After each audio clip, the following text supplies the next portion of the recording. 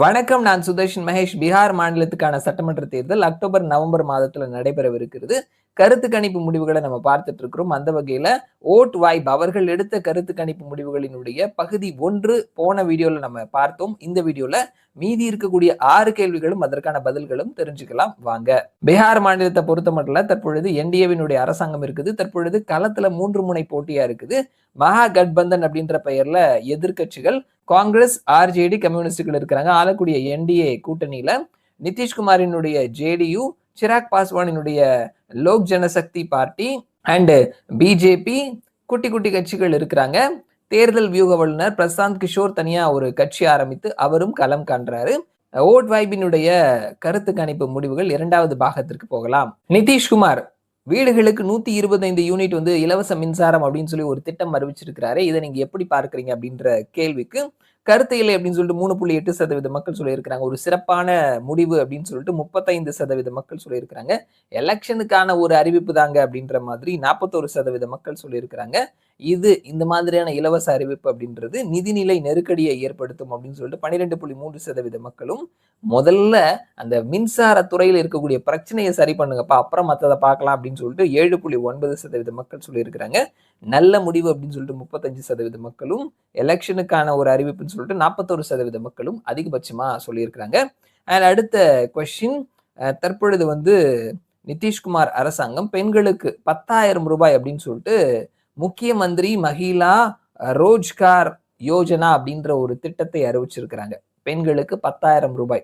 So இதை நீங்க எப்படி பார்க்குறீங்க அப்படின்ற கேள்விக்கு கருத்து இல்லை அப்படின்னு சொல்லிட்டு 3.4% மக்களும், ரொம்ப சிறப்பான ஒரு முடிவு அப்படின்னு சொல்லிட்டு 36.9% மக்களும், இது ஒரு எலெக்ஷனுக்கான ஒரு அறிவிப்பு அப்படின்னு சொல்லிட்டு 45.4% மக்களும், நிதி நெருக்கடியை ஏற்படுத்தும் சொல்லிட்டு 11% மக்களும், இந்த மாதிரியான ஒரு விஷயத்தை நான் கேள்விப்பட்டதே இல்லைங்க அப்படின்னு சொல்லிட்டு 3.4% மக்களும் சொல்லியிருக்கிறாங்க.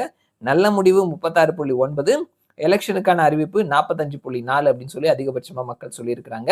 அடுத்தது எதிர்கட்சிகள் தேஜஸ்வி யாதவ் அண்ட் ராகுல் காந்தி இவர்கள் நடத்திய ஓட் அதிகார் யாத்ரா, இதை நீங்க எப்படி பார்க்குறீங்க அப்படின்ற கேள்விக்கு கருத்து இல்லை அப்படின்னு சொல்லிட்டு 14.9% மக்களும், இது ஒரு பாசிட்டிவான தாக்கத்தை மகா கட்பந்தனுக்கு ஏற்படுத்தும் அப்படின்னு சொல்லிட்டு 46.2% மக்களும், எந்த விதமான தேர்தல் தாக்கத்தையும் ஏற்படுத்தாது அப்படின்னு சொல்லிட்டு 38.9% மக்கள் சொல்லியிருக்கிறாங்க.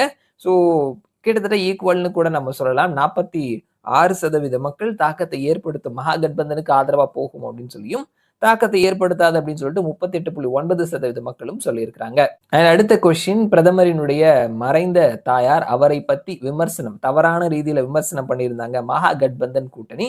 ஸோ இதை நீங்க எப்படி பார்க்குறீங்க அப்படின்ற கேள்விக்கு கருத்து இல்லை அப்படின்னு சொல்லிட்டு 16.3% மக்களும், இது ஒரு எமோஷனலான ஒரு விஷயத்தை ஏற்படுத்தும் என்டிஏவினுடைய கேடர்ஸ் மத்தியில அப்படின்னு சொல்லிட்டு 20.3% மக்களும், இது கண்டிப்பா ஒரு தாக்கத்தை ஏற்படுத்தும். யாருக்கு ஓட்டு போடுறது, இந்த பக்கமா அந்த பக்கமா அப்படின்னு சொல்லிட்டு ஒரு தெளிவான மனநிலைமை இல்லாம இருப்பாங்க இல்லையா, இந்த மாதிரியான வாக்காளர்களுக்கு முடிவெடுக்கிறதுல ஒரு தாக்கத்தை இந்த ஒரு விஷயம் ஏற்படுத்தும் அப்படின்னு சொல்லிட்டு 21.5% மக்கள் சொல்லியிருக்கிறாங்க.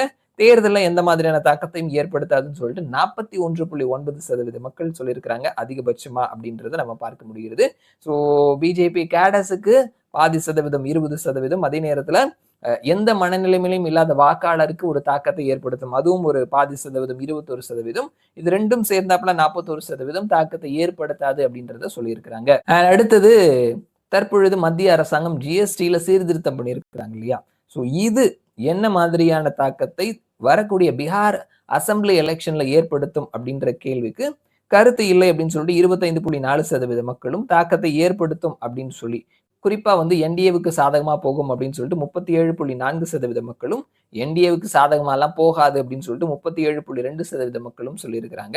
ஸோ இதுவுமே பேலன்ஸ்டா தான் நம்ம பார்க்க முடிகிறது.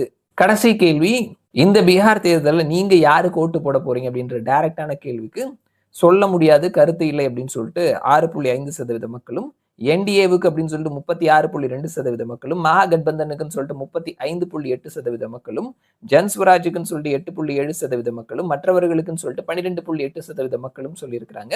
ஸோ ஜன்ஸ்வராஜ் 8.7% வாக்குகளை பெறுறாங்க. மகா கட்பந்தன் அண்ட் என்டிஏ 2 பேருக்கும் இருக்கக்கூடிய கேப் அப்படின்னு பார்த்தோம்னா 0.4%, அவ்வளவுதான் கேப் இருக்குது. ரொம்ப டைட்டா இருக்குது. களம் அப்படின்றத பார்க்க முடிகிறது. ஸோ இதுதான் வந்துட்டு ஓட் வைப் அவர்கள் எடுத்திருக்கக்கூடிய பீகார் சார்ந்த தேர்தலுக்கு முந்தைய கருத்து கணிப்பு முடிவுகள். களம் ரொம்ப டஃப்பா இருக்குது.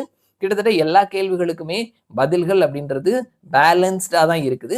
யாருக்கு ஓட்டு போட போறீங்க அப்படின்ற டைரக்டான கேள்விக்கான பதிலும் கிட்டத்தட்ட பேலன்ஸ்டா தான் இருக்குது. 0.4%ல என்டிஏ ஒரு ஸ்டெப் முன்னாடி இருக்கிறாங்க அப்படின்றத பார்க்க முடிகிறது.